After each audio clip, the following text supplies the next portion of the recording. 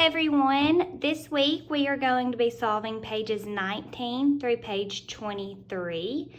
A lot of these are things that you have seen before. A couple of these pages you have not seen. So page 19, we are multiplying decimals less than one whole. We started doing this last week, so if you remember on the video last week, we solved problems similar to number 1. So when we are multiplying numbers that have decimals in them, it's best to get rid of that decimal point and then go back through and put it in at the end of the problem. It's a lot easier to solve it that way. So I have 5/10 times 3. So in order to get rid of this decimal point, what I'm going to do is I'm going to move it over.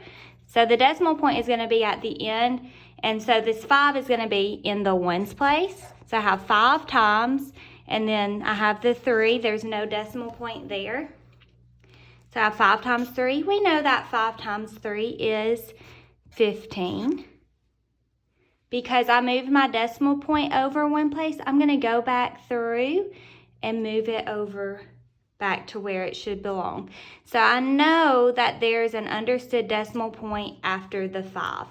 There's always a decimal point, whether you see it or not. It's understood after the digit in the ones place. So in this case, that 5 is in the ones place. So what I'm going to do is I'm going to move this decimal point back. And so my answer to 5/10 times 3 is 1 and 5/10. So that's the answer to number 1. Now I want you to look at number 12. Number 12 is a little bit different because not only do I have a decimal point in my first number, I also have one in my second number. So what I'm going to have to do is get rid of all of those decimal points. I'm going to move them all out of the way. And then after I solve my problem here, I'm going to go back through and put them in. So I have 4/10 times 12/100. I'm going to move this decimal point over one place, making this 4. Then move this decimal point over. I have to move it over 2 places. So I have 12. So now I'm going to multiply 12 times 4. If you know your 12s, this one should be a little bit easier for you. Or you can just use the standard algorithm to solve this. So 4 times 2 is 8. 4 times 1 is 4. Now, after I multiply, I know that there is an understood decimal point right there. But I have to go back through and undo what I did in the beginning of this problem. So I moved my decimal point over 1, 2, 3. 3 places. So you have to count how many times you moved it in each of the numbers. So I moved it 2 places in this number and 1 place here.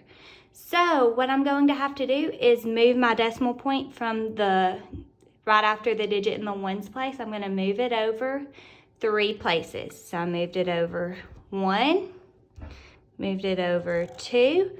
But what if I get here and there's no number there? What I'm going to do is put in a 0. That 0 is going to hold the place because I don't have a digit that is in the 10th place. So that way I can move my decimal point over one more place. And that's where it's going to go. So the answer to number 12 looks like this. And you would read that 48 thousandths. 48 thousandths. So that's page 19.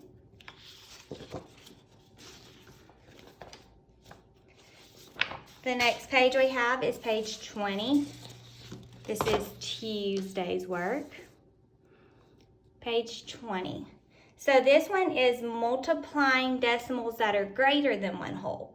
So we're doing the same process here that we did in the last problem. So we have decimal points. We're going to remove those and then add them back in at the end of the problem.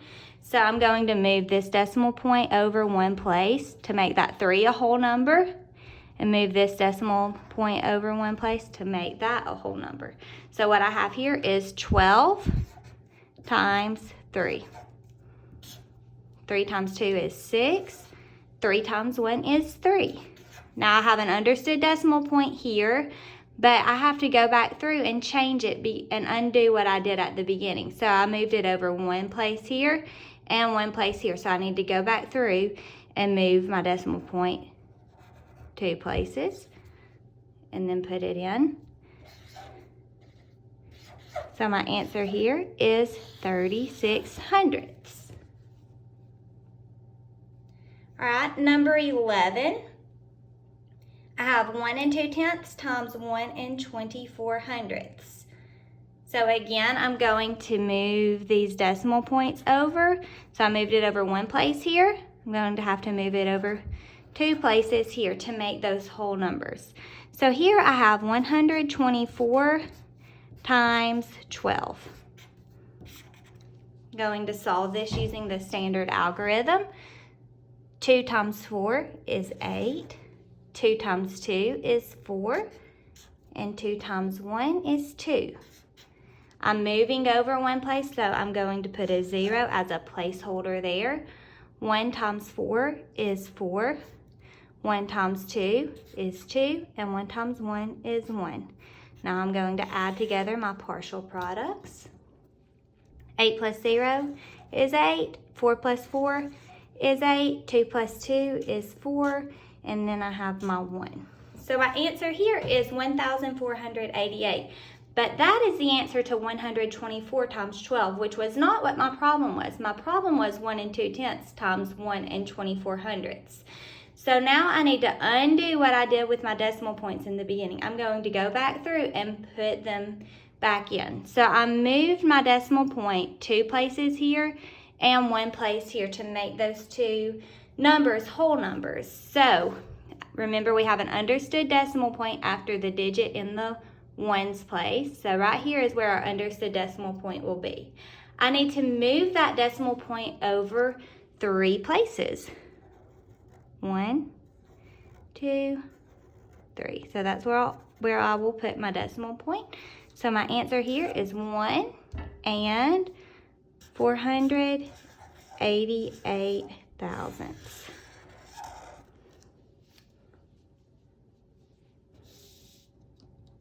Okay. The next one, we are dividing a decimal by a whole number. This is page 21. So this is what you'll do on Wednesday if you're following the schedule we've sent out. So the problem here, they have the problem and then they give you an answer. So what you are doing is you're checking to see if that person had the correct answer. So we check division problems using the opposite operation, which is multiplication. So what I'm going to do is I'm going to multiply these 2 numbers to see if I get 5 6/10. So I have 8 times 7 hundredths. Remember, when we're multiplying with decimals, we're going to move that decimal point over to make it a whole number. So really what I have here is 7 times 8.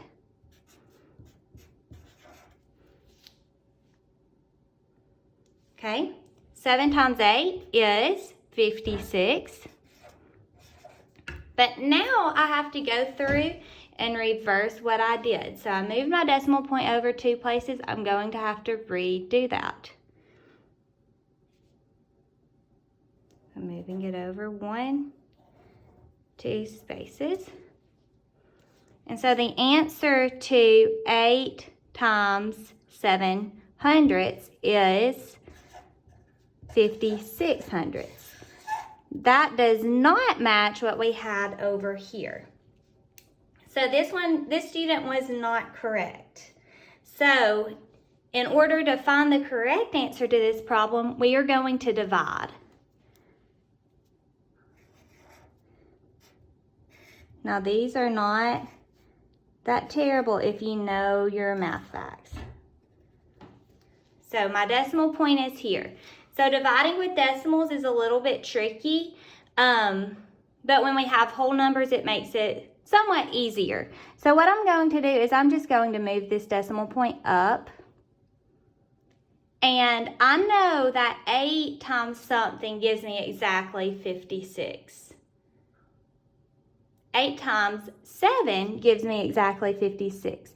So normally when we are solving problems like these, we use partial quotients. But when it's a math fact that we know pretty well, we can just write 8 times 7 equals 56.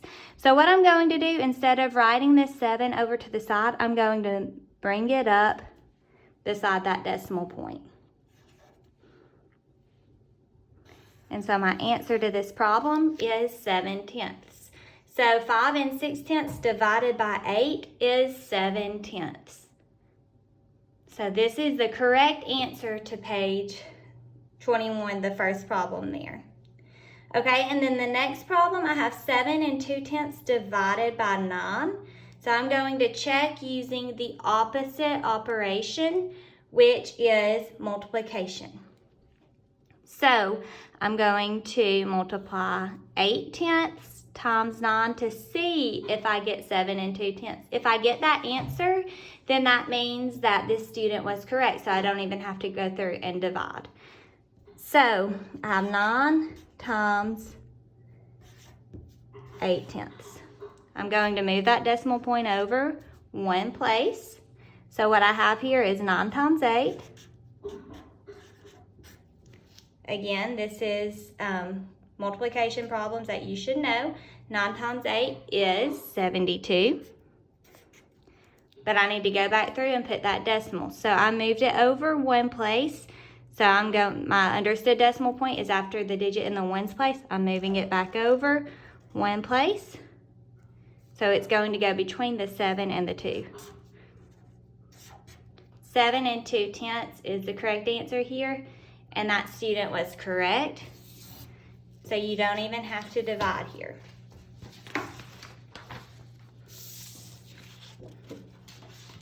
All right, the next one. This is page 22. We are dividing by hundredths. Dividing by hundredths. So, number 1. We have 1 divided by 25 hundredths. So what I'm going to do is I have my 1. I'm going to set it up as my division problem. Now this one you could use your mental math. So think of this as a quarter, 25 cents. And think of this as $1. How many quarters does it take to make $1? I know that it takes 4 quarters, so just like that, I have that answer solved. Always like looking at those 25s and thinking about quarters. It's a little bit easier to think about money. Okay, now let's look at number 10. I have 2 25 hundredths divided by 75 hundredths. So 2 25 hundredths divided by 75 hundredths. Now, what we are doing here, just like we did with multiplication, is we are moving the decimal point over to make these whole numbers. So I'm going to move this decimal point over 2 places, making that a true 75. And then I'm going to move this the same amount of places over. Now it's important that you move it the same amount of places over, 2 places over, making it 225, because these are going to be equivalent division problems. So whatever I would have gotten for this answer is going to be the same answer here. So you're not even going to have to move that decimal point back in. Once you solve this problem, you'll have the correct answer.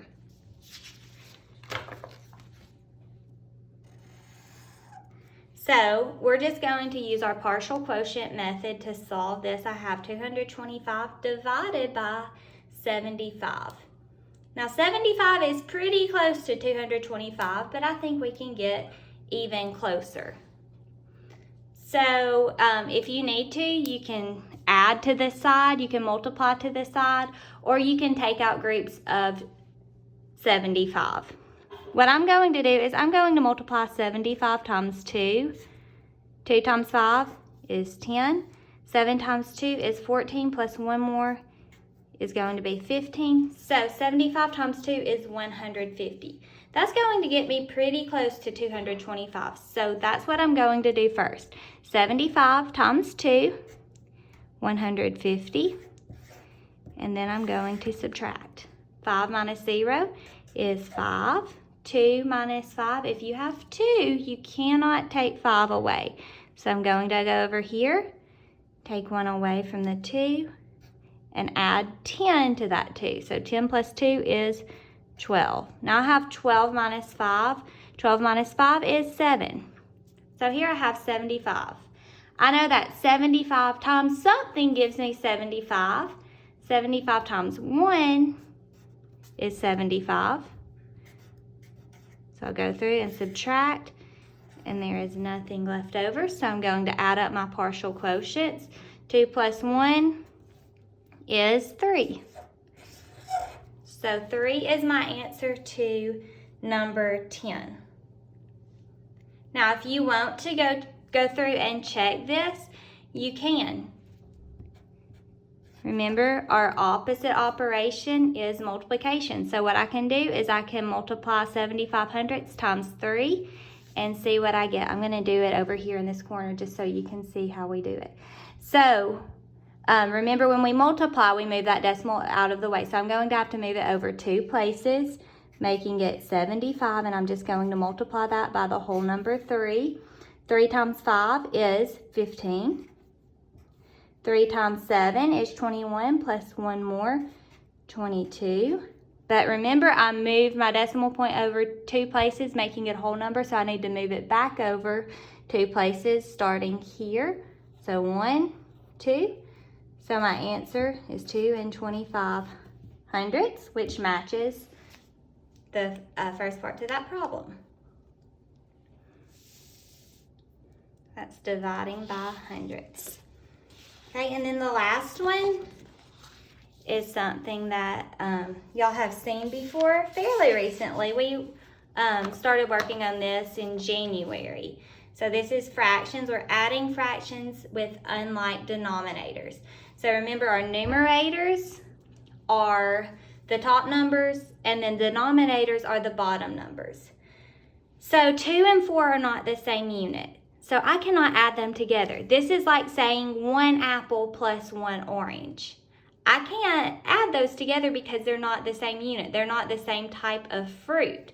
So what I have to do is I have to come up with a common denominator. The word common means same. So I have to have the same denominator in both of these add-ins. So to do that, remember, we multiply by the opposite number. So I'm going to multiply 1/2 times the opposite denominator. I have to multiply both the numerator and denominator by that number in order to create an equivalent fraction. So I have 1/2. I'm going to multiply it by 4/4. 1 times 4 is 4. 2 times 4 is 8. I know that 4 is half of 8. So this is an equivalent fraction for 1/2. Now I have 1/4. I'm going to multiply by the opposite denominator. The opposite denominator is 2. So I'm going to multiply by 2/2. 1 times 2 is 2. 4 times 2 is 8. So 2/8 is an equivalent fraction for 1/4. So now I'm going to add my numbers now that I have the same denominator. So I have 4/8 plus 2/8. When we're adding numbers, we are going to only add the numerators. So this is like saying 4 apples plus 2 apples, now that I have the same unit. So I'm going to say 4 plus 2 is 6, and my denominator is going to be 8. So 1/2 plus 1/4 is equal to 6/8. Now I can simplify this, get it to the lowest possible terms. I know that 6 and 8 are both factors of 2.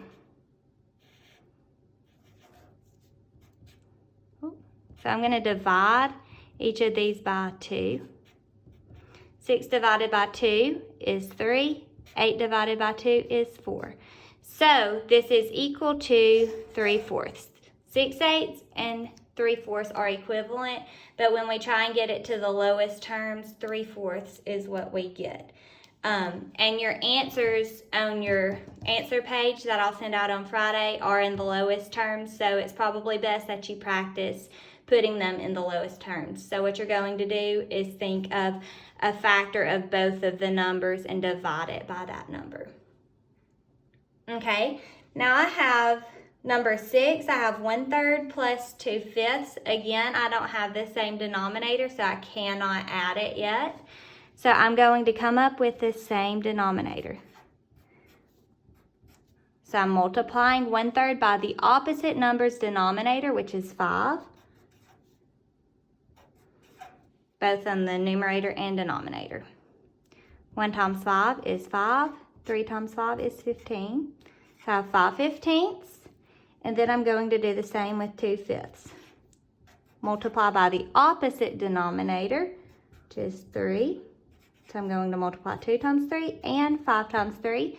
2 times 3 is 6. 5 times 3 is 15. So now I'm going to add these two together. I have 5/15 plus 6/15. 5 plus 6 is 11. Then my denominator stays the same. So my answer here is 11/15. All right, I hope this helps, and I hope you are staying caught up. Y'all have a great day.